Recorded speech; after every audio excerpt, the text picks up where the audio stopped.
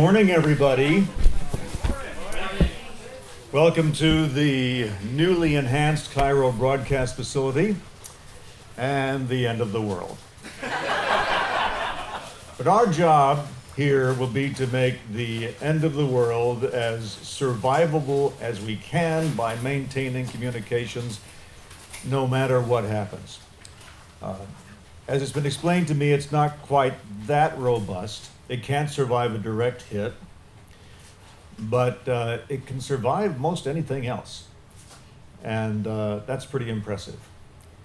I've always been impressed by radio, and especially AM radio, because when you come to an AM radio station with the giant towers, and especially the old transmitters with the giant tubes and the heat they give off, and that little high frequency thing you can hear in your ear if you've got sensitive hearing like I do, you have a sense that something big is going on, right?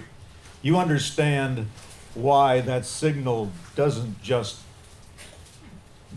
spread locally, but can bounce and go anywhere. And that's what I always loved about radio. I could sit there at night and I could hear a station anywhere in the nation, and I always said, boy, I wonder what it's like to be the person talking on that giant transmitter. And now I know. It's some guy sitting in his playroom talking into a remote microphone for the last 430 broadcasts. But we're back in the studio now, and we have here an amazing integration of, which would have been possible 50 years ago, right? A single and very claustrophobic container that's got the studio, the transmitter, the food, the bed, and the toilet right under the bed, which is where toilets should be located, right? Most convenient place, makes sense. Why didn't we think of it before? So, welcome. We're really happy to have you here. And we are going to begin with Cathy Cangiano, who is the head of our operation, and is going to explain why this is so important. Cathy?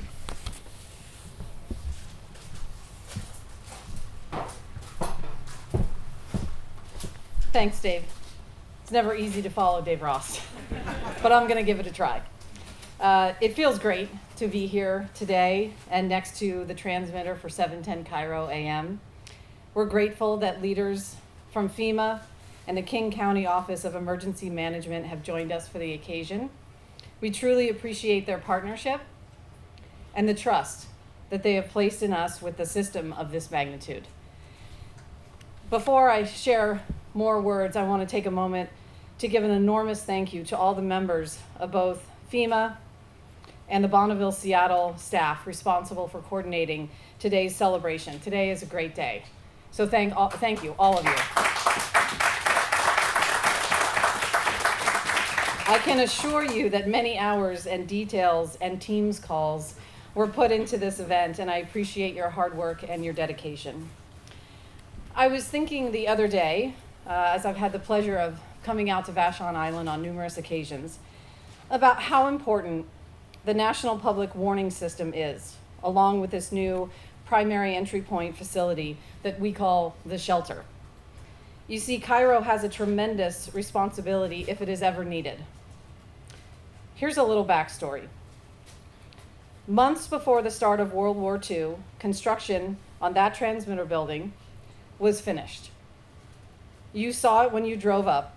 Those very letters on that very sign on the front of the building, KIRO. They have been there since the beginning. And it's been 80 years. Back then, our parents, grandparents, and perhaps great-grandparents knew how important a facility like this is.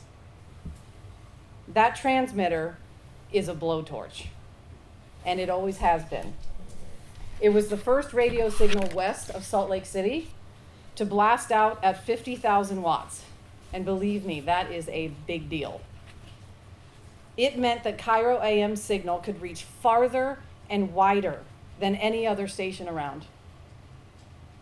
So, shortly after the war began in 1941, military planners realized they needed to get information out as quickly and as clearly as possible. and KIRO was ready to help.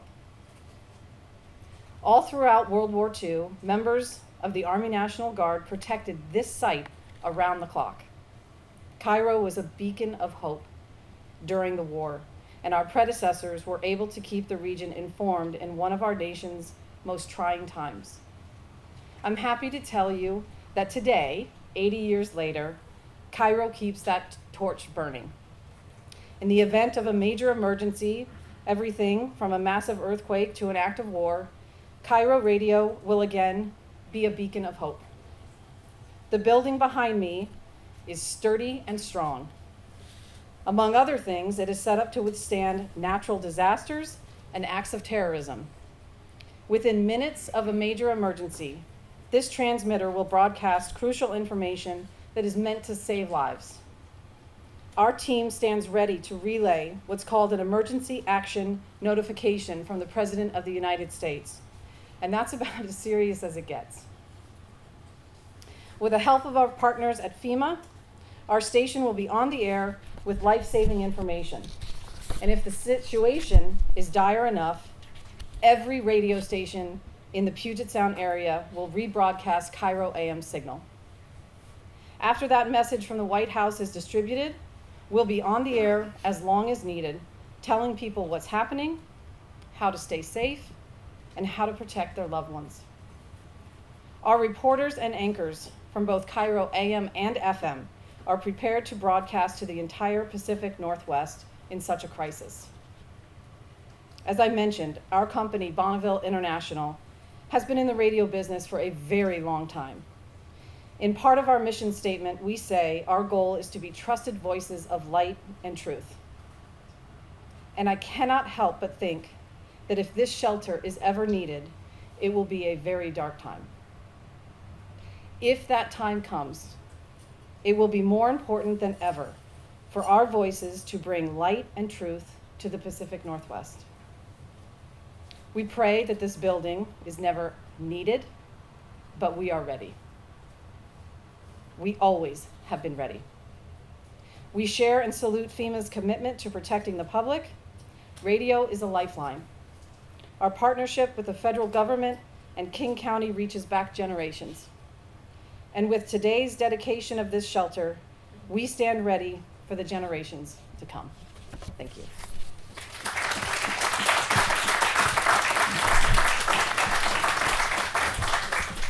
Next, I'd like to introduce Antwane Johnson from FEMA and IPAWS. I think we know what FEMA is. I thought IPAWS was Apple's new pet adoption service, but you can explain what it actually is. Antwane?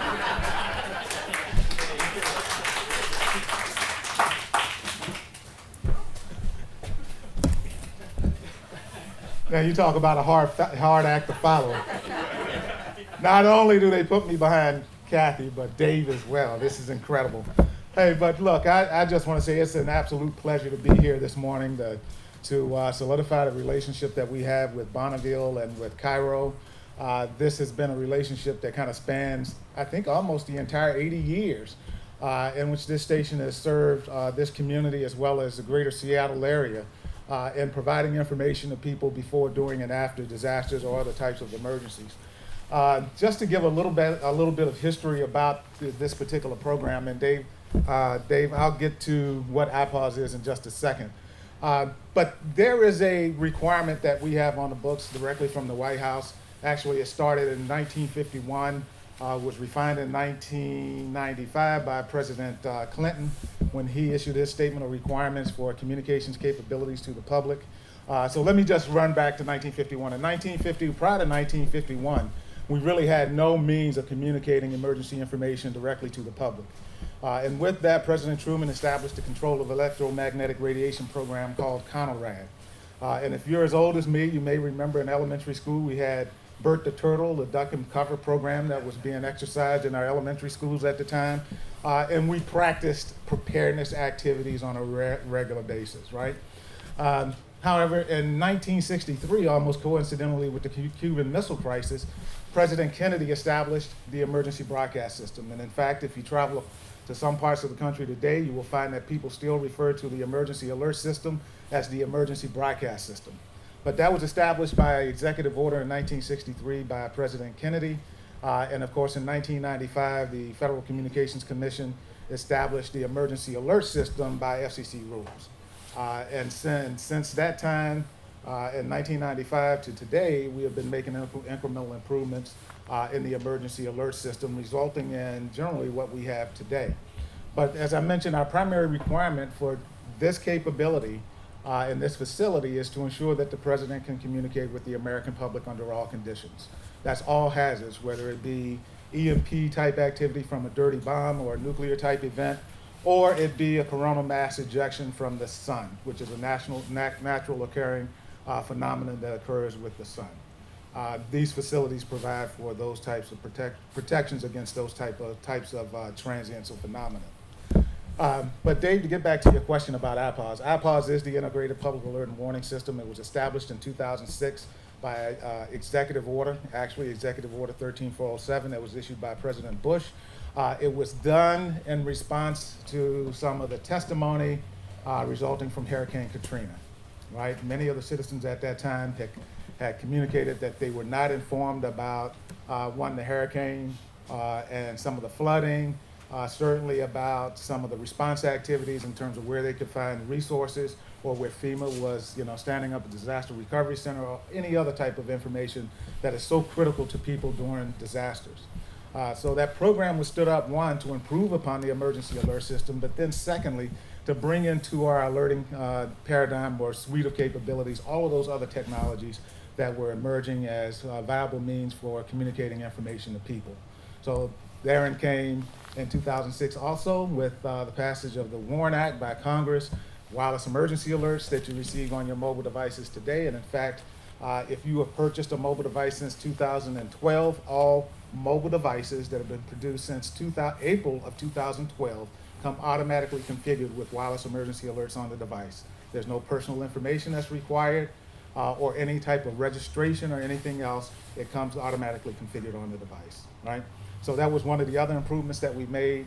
We've also worked with the National Weather Service to make their NOAA radio available to state and local emergency management officials, public safety, so that you can issue non-weather emergency messages over NOAA weather radio. And then we have about 110 or so other internet-connected technology providers that monitor our services and push that same emergency information over apps and other types of technologies that we currently depend on. Now, one of the things that you can help us do with Google and some of the other technology providers is to put a little pressure on them to continue to work with us to push emergency type information over Google Alerts, or it may be through Amazon, the Amazon Dot. And one of my goals with Amazon is to be able to push into the Amazon Dot and other devices that they produce, right? So if I can push a tornado or hurricane or any other type of emergency information over that device, I should also be able to query that device for protective action information. So I got a tornado warning, right? So what's the Amazon lady's name? Alexa. So Alexa, what should I do in response to this hurricane? And Alexa should tell me, right? Just like my wife tells me what I should do when I ask a question. And even when I don't ask, she still tells me, right?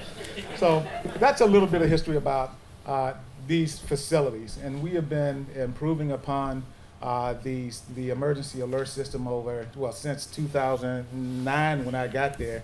If you think about what Cathy said about KIRO being in existence for now, just a little bit better than 80 years, KIRO was one of the 35 original stations that participated in the Broadcast Station Protection Program that would allow the president to activate that capability to get a message out, right?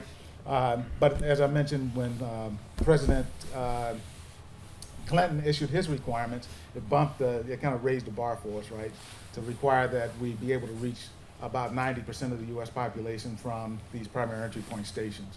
And so we built a total of 77 of these stations across the country, providing direct coverage to about 90% of the U.S. population from one of these stations, right? So that's a tremendous feat. The other thing that I'll mention, and Cathy talked about stations that are within the Seattle area monitoring KIRO.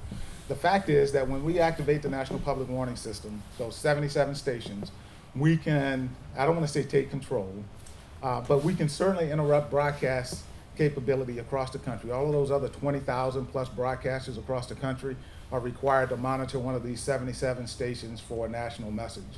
And so in August of this year, it was August of this year, we did a national test in which we activated the National Public Warning System and interrupted all broadcast communications simultaneously across the entire United States to include our territories and a couple of other locations, right? So tremendous capability that we've been able to build out in coordination and in partnership with broadcasters. There are some challenges that we have ahead of us with regards to the advancement of technology and automobiles, where we're hearing, companies to remain unnamed are thinking about removing radios from their automobiles. So we need to conduct a frontal assault on that particular initiative with automobile manufacturers. We were just with Congressman Ed Markey up in Boston. Senator Ed Markey, right, just not a congressman, Senator Ed Markey. We've been talking to some of the other congressional committees about these issues because really, you think about disasters and what can occur and how wireless services are impacted during hurricanes, tornadoes, earthquakes. Those services are typically not as robust and resilient as broadcast radio. And so broadcast radio has served as a critical communications lifeline during major disasters. They're always on the air. They are always providing rich information to people in the response phase of any type of disaster. So we thank Bonneville, we thank KIRO for their partnership with FEMA. We are elated to be committed partners in this area. And I think, one of the things that we can continue to do is to continue to tell a story about broadcast radio, television, other types of services and technologies that are used to share information, critical information with people during their times of need. With that, I think I may have exceeded my 3 minutes by like a minute and 30 seconds. But I'll say what I said up in Boston as well. We're totally committed to this effort. Just as the pig was committed when the chicken said to the pig, let's fix the farmer breakfast, right? So there was involvement on the part of the chicken, but there was commitment on the part of the pig, right? We have pig-type commitment to this effort, right? So with that, thank you very much, and thanks for inviting me. Thanks for the partnership, Cathy. Thanks for the partnership, KIRO. And Dave, you're quite the voice. Were you the one that I was listening to on the radio this morning? Could be. Yeah. Could be, yeah. With the interview from Manny Centeno? Yes. I think it was Hannah. It was Hannah? Ah, okay, good. 97.3. Yeah, Yeah. that's the one. Good. Thank you very much. You bet. Have a great day. Seems to me they should be hardening those car radios instead of removing them, right? Wouldn't it be nice if there was a radio in every smartphone too? Because there's no buffering, the service is free. There's no. Yeah, but they don't activate it. See, so that needs to be like a requirement, a little executive order. They work pretty well. Next up is Brandon McCluskey, Director of the King County Office of Emergency Management, which has been deeply involved in this too. Brandon.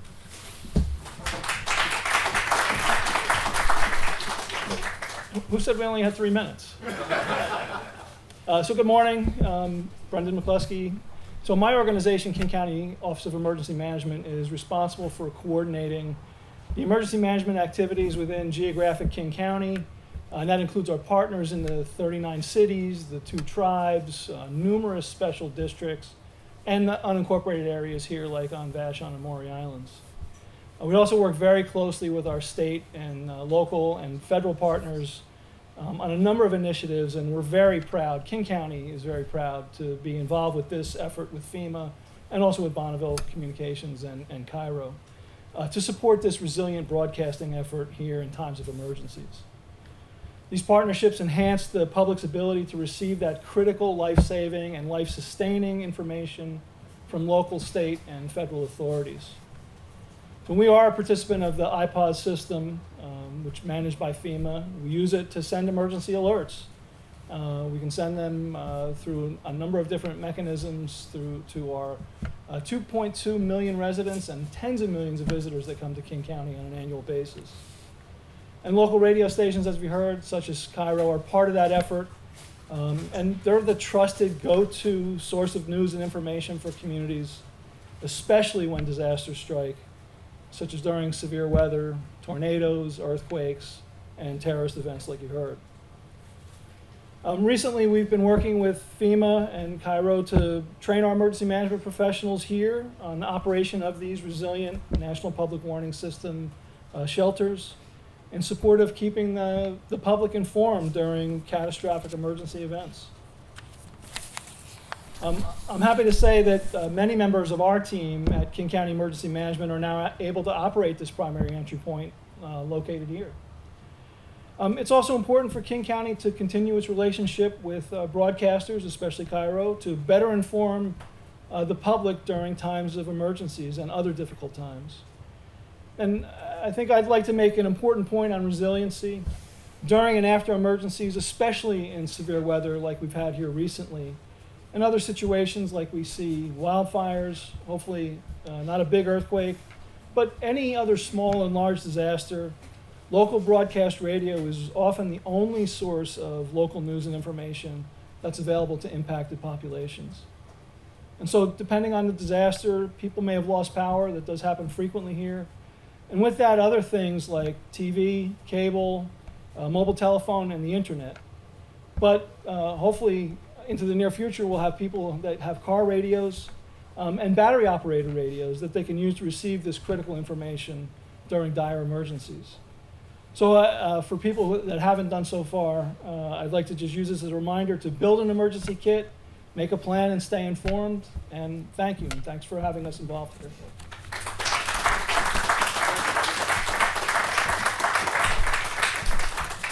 Now, Jason, should I introduce you or not? Where is Jason? Okay, Jason. It would have been an interesting speech. The 7 words you still can't say on TV. And I told him that there's nobody from the FCC here, so it's safe, but he's declined. So you'll just have to Google that. Next up is Laura Goudreau, who is the Disaster Communication Branch Chief for Region 10.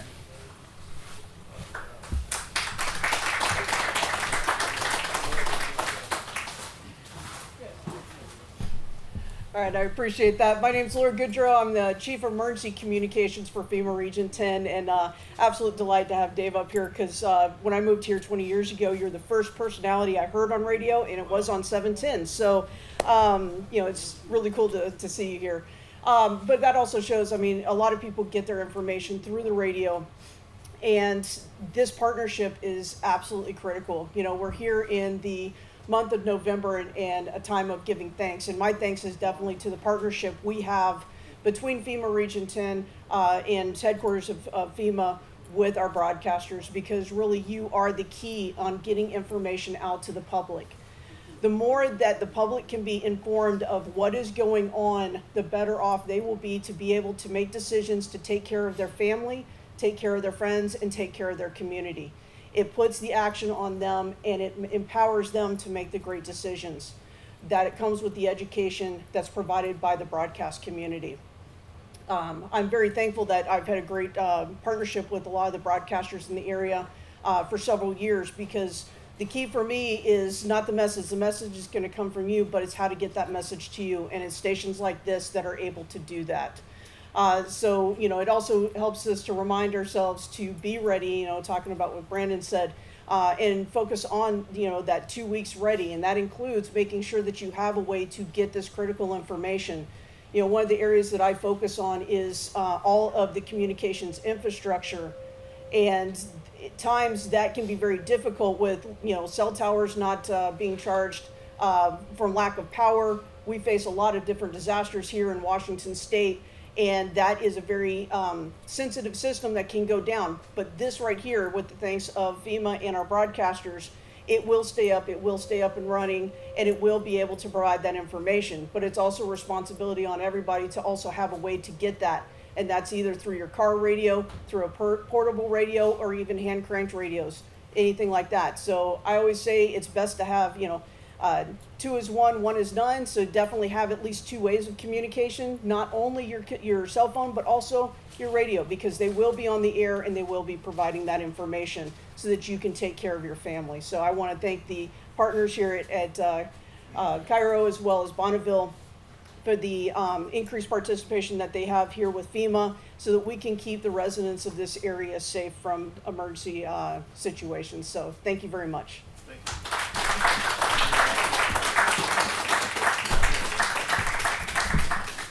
Another person instrumental in making sure that this thing was up and running is Manny Centeno.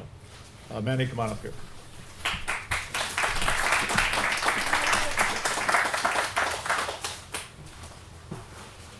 Thank you, Dave.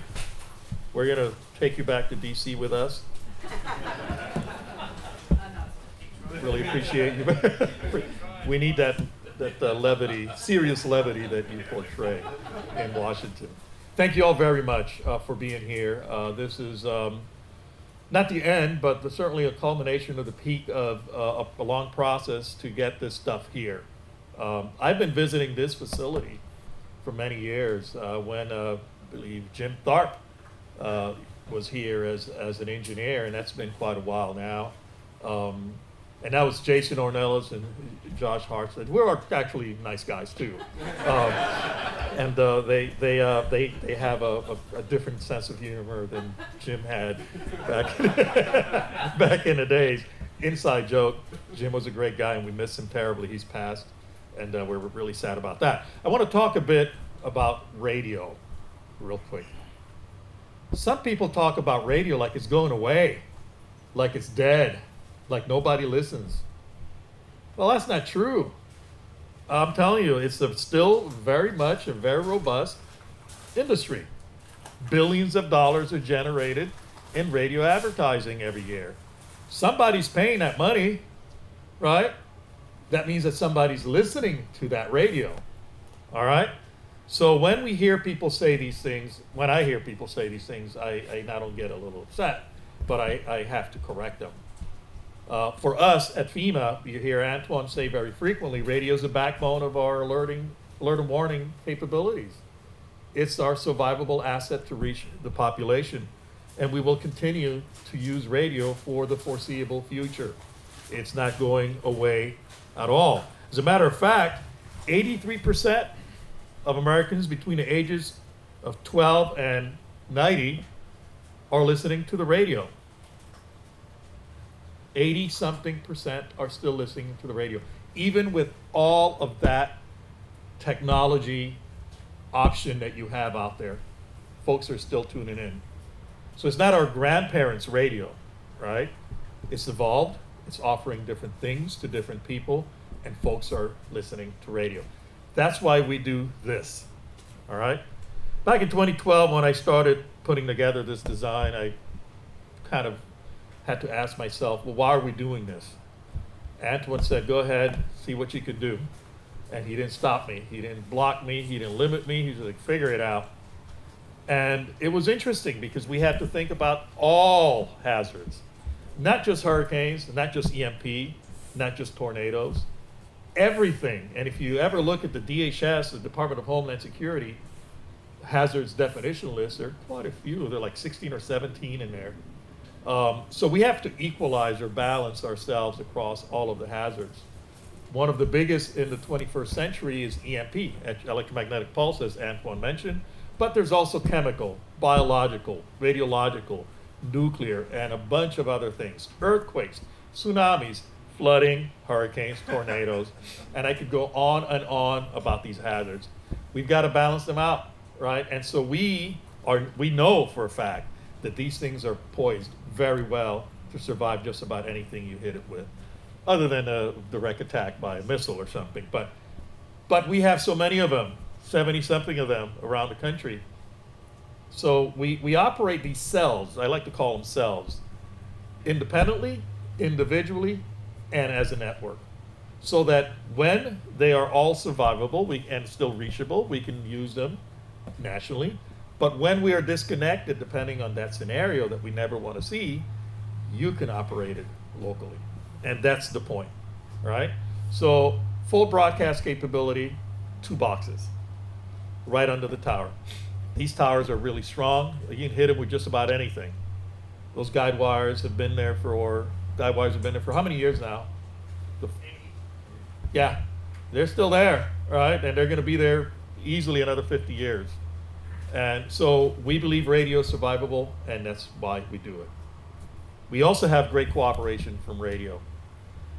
Companies such as Bonneville are very happy to work with us. And when I first reached out to the folks here, Jason, I think you're one of the first people I spoke to, and Cathy, and they didn't say no. They're like, what can we do to help you?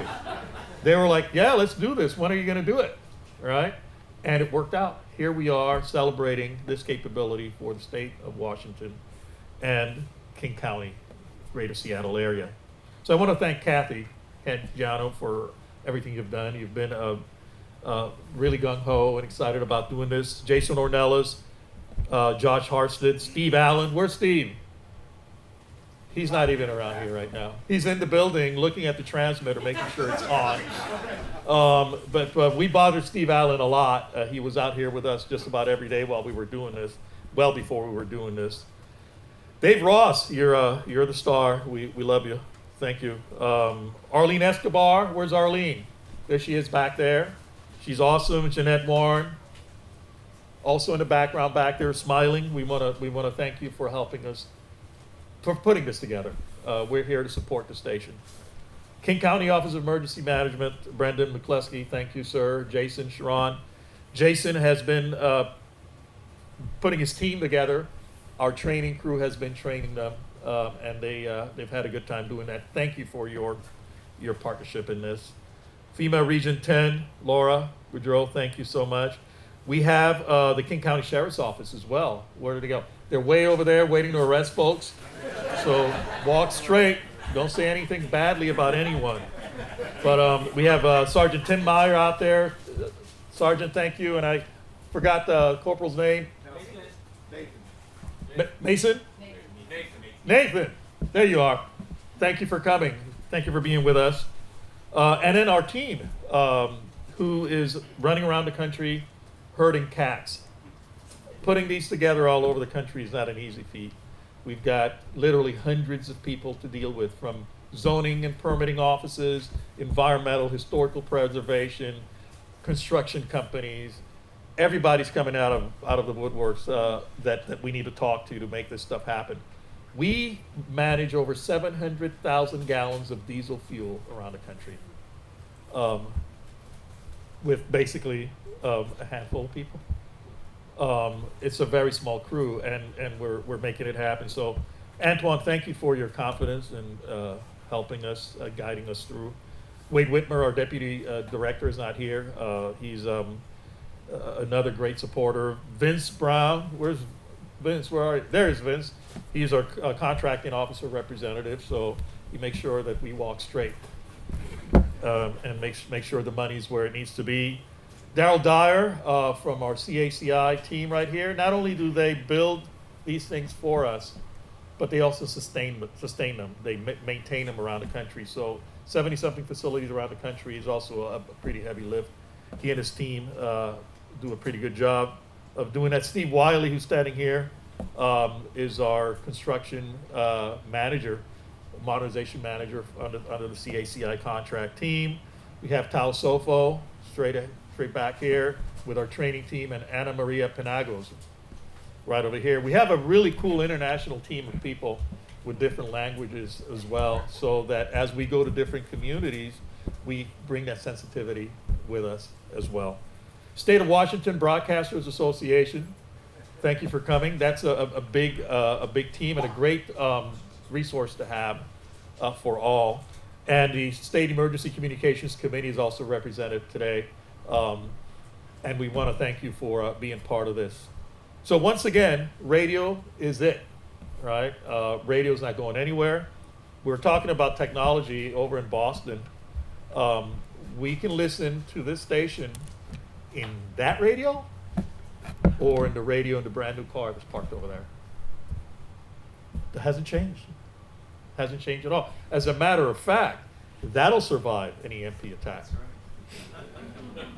Big clunky transistors. And if they got tube, that'll survive anything. All right? So that's what we're talking about, is keeping radio survivable, keeping the public informed. And, at the end of the day, that's how you keep society together, right, after an emergency like that. So thank you very much for your support and for being here. And thanks for the weather, great weather today. Take care.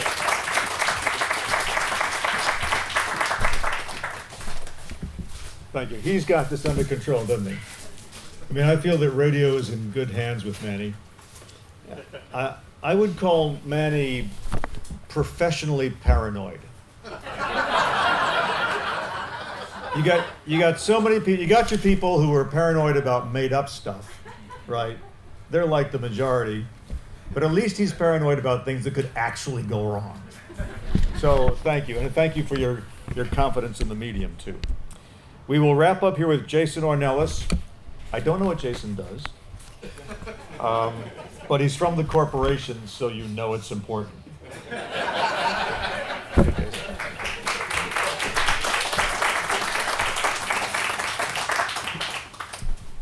Thanks everyone for being here. I'm Jason Ornellas with Bonneville National. I represent the West Coast for all of engineering, Sacramento, San Francisco, and Seattle.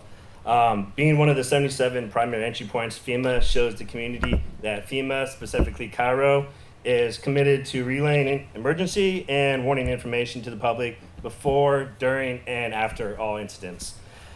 This facility was built in 1941. It has seen some changes and has definitely looked closely to what it looked like in 1941, thanks to a great team here. The FEMA modernization project shows FEMA and KIRO committed to the community by seeing these facilities tested regularly and making sure that we can use them at any notice without any training and hopping right in when something is needed.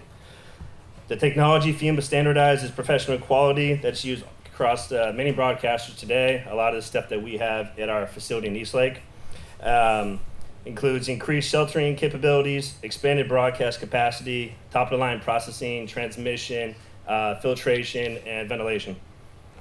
I want to thank our partners at FEMA, the construction and integration teams, the training teams, and our team of engineers here in Seattle with Josh, Vern, and Steve Allen. Everyone involved deserves a round of applause. It's well done, and we're really looking forward to doing the next Bonneville station. So thank you again. This is terrific. And I really hope we never have to use this facility, but KIRO's ready, like Cathy said, and thanks for coming.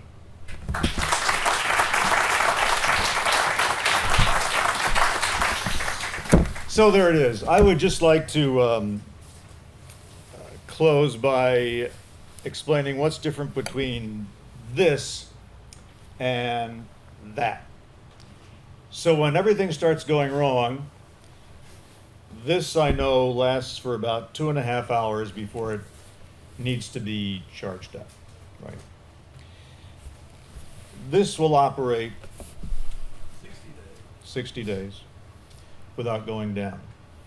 That radio will operate if you have electricity. But here's the other great thing. And I was talking to one of the engineers, Stephen, about this earlier. Yeah, worst case scenario, you can take a long piece of wire and a diode or a cat whisker, which is just a wire on a contact, and headphones. And when KIRO's the only radio station on, you'll hear it. You'll hear it anywhere. But even more important than that, what is radio? Radio, to me, is the thing I turn on in the morning to make sure the world's still there, right? And I can tell, I have my clock radio's time to go on at 3:57, which is enough time for me to get up and turn on the 4 a.m. CBS News. And I can tell instantly from the anchor's tone of voice if things are normal today or not, right? Like the first 30 seconds. And as Manny explained this to me, the purpose of having this station out here is to provide information, but mainly it's to provide hope, right? Hope, a sense of community, a sense that somebody is out there ready to help, a sense that even in the worst case scenario, some normalcy is possible. Now, for that to happen, we have to be able to get out here when it does. And I'm assured that whether it's a helicopter or a Coast Guard boat or an Amazon drone, they will be able to get people. They will drop the anchor from a parachute. And hopefully that person will have the key code to get through the gate and turn this sucker on and help people wake up no matter what happens. Thank you all so much for coming out and for what made this possible. You want? Yeah. Go ahead. Just from here, really quickly. I just wanted to thank, where's the representative from the CERT here? CERT, the Community Emergency Response Team. State Emergency Communications Committee. There you go. The SECC. Yeah. The CERT. Oh, cert. We did have a There you are. There you Yeah. are. Yeah. So, hey, thank you so much for your partnership. We really appreciate the role that you play in this community. They're just sharing some of the things that are done here with monitoring various sites that we in Washington would call critical infrastructure type assets or resources. So we thank you for your partnership as well. And then one other one, well, we talk about FEMA constructing this. This was all done by local trades, right? Once we did the facilities down in Southern Maryland and did all of the integration of all of the broadcast components and things like that, all of the electrical, concrete work, excavation, all those things were done by local trades. So we thank the local trade community and everyone else that had something to do with this facility and what it is today. So thank you so much. So team effort, and you promised to bring pizza once the MREs run out, right? That's our All right. role. All right. Thank you for coming and live safe.